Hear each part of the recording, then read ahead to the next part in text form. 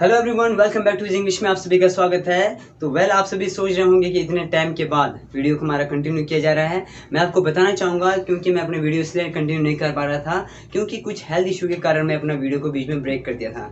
Now I am feeling better than before, so we will start continue our lesson topic. तो आज का जो topic है बहुत ही इंटरेस्टिंग टॉपिक के साथ मैं आपके साथ आया हूँ इस वीडियो में। तो आप वीडियो पे बने रहिए और वीडियो को पूरा कंप्लीट होते थे देखिए, क्योंकि आज का जो टॉपिक है वो है हमारा पार्ट ऑफ स्पीच का एक हमारा पार्ट है प्रेपोजिशन। तो प्रेपोजिशन के रिलेटेड आज हम कुछ भी डिस्कस करेंगे। पहले हम प्रेपोजिशन को समझेंगे कि प्रेपोजिशन होता क्या है। ज़्यादातर लोगों से अगर आप पूछते हो प्रेपोजिशन क्या होता है तो सब जवाब यही देते हैं, sir preposition on, in, for, about something is called preposition. That is not preposition. Preposition का हमने डेफिनेशन पूछना है, डेफिनेशन को जानना है। तो आपका जवाब क्या होना चाहिए बताइए। अगर आपसे मैं पूछता हूँ कि प्रेपोजिशन क्या होता है तो आप क्या बोलेंगे? आप यही बोलेंगे ना कि ऑन, इन, ऑफ, ये सारे प्रेपोजिशन होता है। ये तो इसके एग्जाम्पल है, ये तो इसके यूजेस है।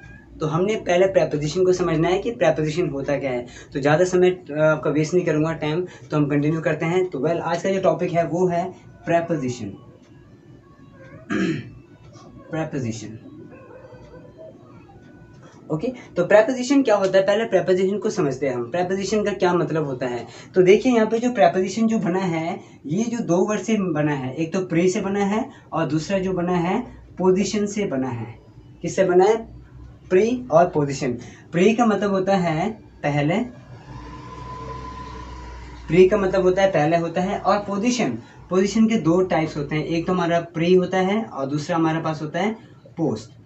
आपने सुना होगा प्रीपेड एंड पोस्टपेड, जो मोबाइल आप सिम यूज़ करते हैं वो तो एक तो हमारा प्रीपेड होता है। प्रीपेड का मतलब होता है कि पहले ही रिचार्ज करके उसको यूज़ करना, समझ लो ना, पहले उसे रिचार्ज करना पड़ेगा then you can use. And दूसरा जो हमारे पास होता है पोस्टपेड का मतलब होता है बाद में। पोस्टपेड का मतलब क्या होता है? बाद, यानी कि पहले आप इसे यूज़ कर लो और बाद में उसका फिर रिचार्ज कर लो। तो इस तरह का दो तरह के पोजीशन होता है हमारे पास। दो तरह का पोजीशन है, pre position and post position. आपने पहली बार सुना होगा। तो यहाँ पे क्वेश्चन ये है कि इसको प्री पोजीशन क्यों माना गया है, क्यों कहा गया है प्री पोजीशन। इसे हम पोस्ट पोजीशन भी तो बोल सकते थे कि यहाँ पे हमने प्री पोजीशन क्यों रखा है। तो इस कॉन्सेप्ट को समझना बहुत ज़रूरी है। तो आप वीडियो पे बने रहिए। वीडियो पे बनना का मतलब ये है कि आपने वीडियो को देखना नहीं है, मुझे नहीं देखना है, कॉन्सेप्ट को समझना है, कॉन्सेप्ट को सुनना है कि मैं आपको क्या बताने वाला हूँ। आज का जो टॉपिक है वो प्रेपोजिशन है। तो हमने यहाँ पे बात कर रहे हैं कि प्रेपोजिशन और पोस्ट पोजीशन दोनों होता है हमारे पास, preposition and post position. Pre का मतलब होता है जो पहले हम यूज़ करते हैं, पोस्ट का मतलब तो बाद में यूज़ करते हैं। तो इंग्लिश में पोस्ट पोजीशन क्यों नहीं है, हम इंग्लिश में प्रीपोजिशन क्यों यूज़ करते हैं, तो हम एग्जाम्पल के साथ समझते हैं। देखिए, ध्यान से देखिए। जैसे मैंने लिखा टेबल पर किताब है।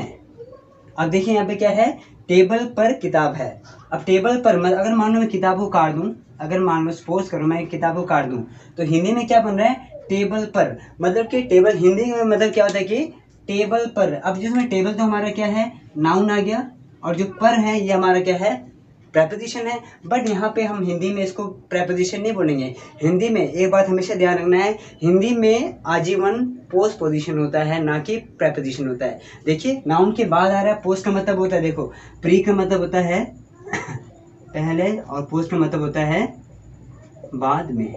तो हिंदी में क्या हुआ, नाउन के बाद जो आ रहा है, नाउन के बाद हमेशा प्रेपोजिशन नाउन के बाद आएगा। मतलब कि हिंदी में जो भी आप सेंटेंस पढ़ेंगे वहाँ पर नाउन के बाद जो आएगा उसे हम पोस्ट पोजीशन कहते हैं। यानी कि नाउन हिंदी में प्रेपोजिशन नहीं होता है, हिंदी में हमेशा पोस्ट पोजीशन होता है।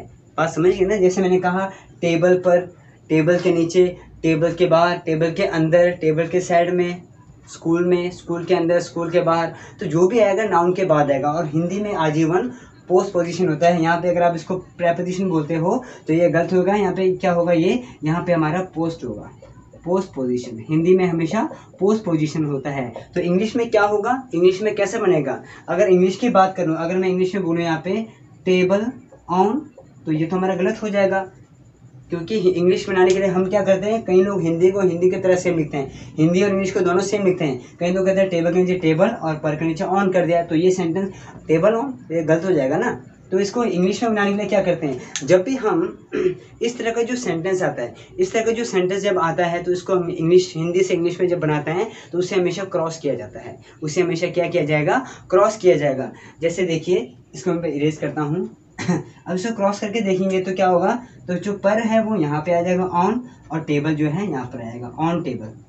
क्लियर हो गया। अब इसमें इंग्लिश में क्या आ गया, प्री आ गया, इंग्लिश में प्रीपोजिशन आ गया, और टेबल कहाँ क्या है, ये नाउन है। यानी कि इंग्लिश में अगर आप इंग्लिश में पढ़ते हो तो प्रीपोजिशन हमेशा नाउन से पहले आता है, और हिंदी में नाउन के बाद आता है, उसे प्रीपोजिशन नहीं बोलते, उसे कहते हैं हम पोस्ट पोजिशन कहते हैं, और इंग्लिश में प्रीपोजिशन कहते हैं। क्लियर हो गया बात, यहाँ तक समझ आ गया मुद्दा, ठीक है। तो ये यानी कि मैंने आपको बता दिया कि प्रीपोजिशन और पोस्ट पोजिशन क्या होता है, पोजिशन के मैंने टाइप बता दिए हैं। अब हम बात करते हैं कि प्रीपोजिशन है क्या है। अगर आपने प्रीपोजिशन के डेफिनेशन को समझना है तो हम कैसे इसको एक्सप्लेन करेंगे, कैसे डिफाइन करेंगे। हमने ऑन, इन, ये सब नहीं बोलना है, ये तो इसके यूजेस है। हमने एक्चुअल डेफिनेशन को समझना है कि प्रीपोजिशन का डेफिनेशन होता क्या है। तो देखिए प्रीपोजिशन का डेफिनेशन, पहले आप इसका स्क्रीनशॉट ले लीजिए या आप इसे नोट कर लीजिए साथ ही साथ।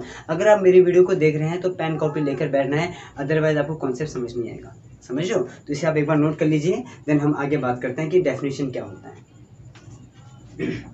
ओके, तो ये मैं इरेज कर देता हूँ। अब हम करते हैं प्रीपोजिशन को डिफाइन करते हैं कि प्रीपोजिशन होता क्या है।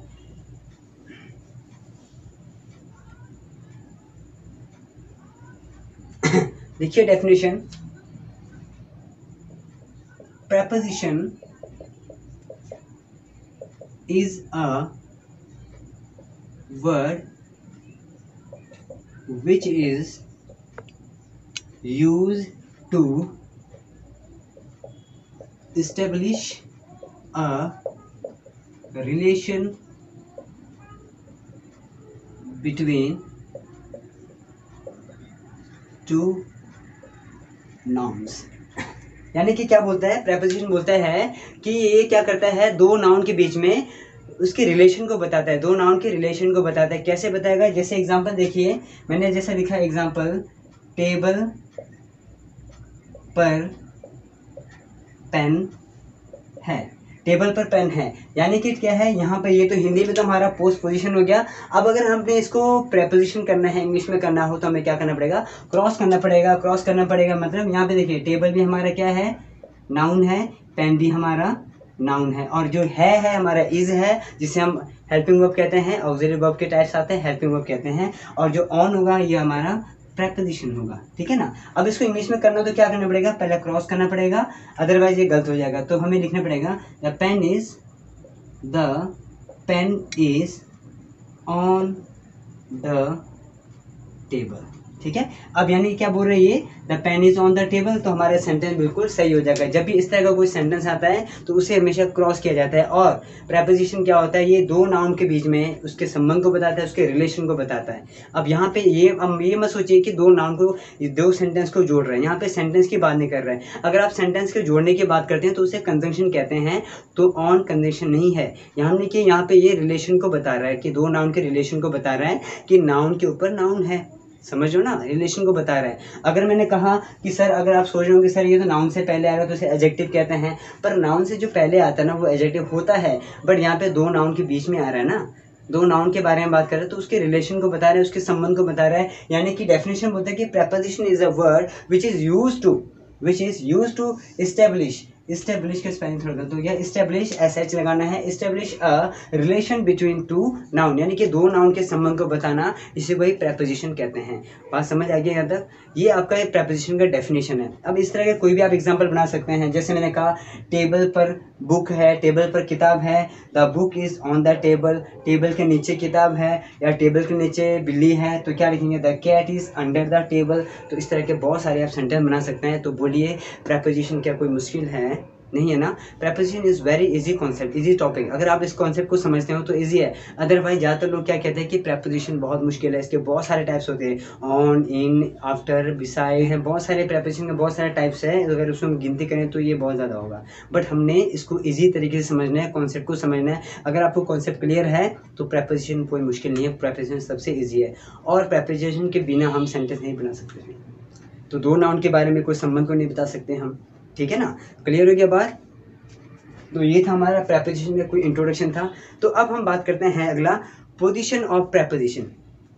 पोजीशन, अब यानी कि प्रेपोजिशन का पोजीशन क्या है। कई लोग कहते हैं कि सर कई जगह प्रेपोजिशन स्टार्टिंग में आता है, कई जगह सेंटर में आता है, कई जगह लास्ट में आता है, तो इसका एक्चुअल पोजीशन क्या है। तो प्रेपोजिशन के, अगर आपने प्रेपोजिशन के पोजीशन को समझना है तो आपको नेक्स्ट वीडियो को वेट करना पड़ेगा। तब तक हम इस टॉपिक पे थोड़ा फोकस करते हैं, क्योंकि आप इस पर रिपीट कीजिए, इस पर आप बहुत सारे सेंटेंस बना सकते हैं। मैंने सिर्फ आपको एक एग्जाम्पल दिया है, बाकी आप बहुत सारे एग्जाम्पल खुद बना सकते हैं। तो हम नेक्स्ट वीडियो में मिलते हैं पोजीशन ऑफ प्रेपोजिशन, यानी कि प्रेपोजिशन का एक्चुअल पोजीशन क्या है, तो वो नेक्स्ट वीडियो में मिलेंगे। और वो बहुत इंपॉर्टेंट टॉपिक है। अगर वो पोजीशन अगर आपको नहीं पता चलेगा प्रेपोजिशन का, तो आपको प्रेपोजिशन का यूज़ करना भी नहीं आएगा। ठीक है, तब तक हम मिलेंगे नेक्स्ट वीडियो में। तब तक आप इस वीडियो पे फोकस कीजिए, इसको पढ़िए, 10 बार पढ़िए, जहाँ तक समझ आता है। नहीं आता है तो कमेंट ज़रूर कीजिएगा। Okay guys, all the best, God bless you.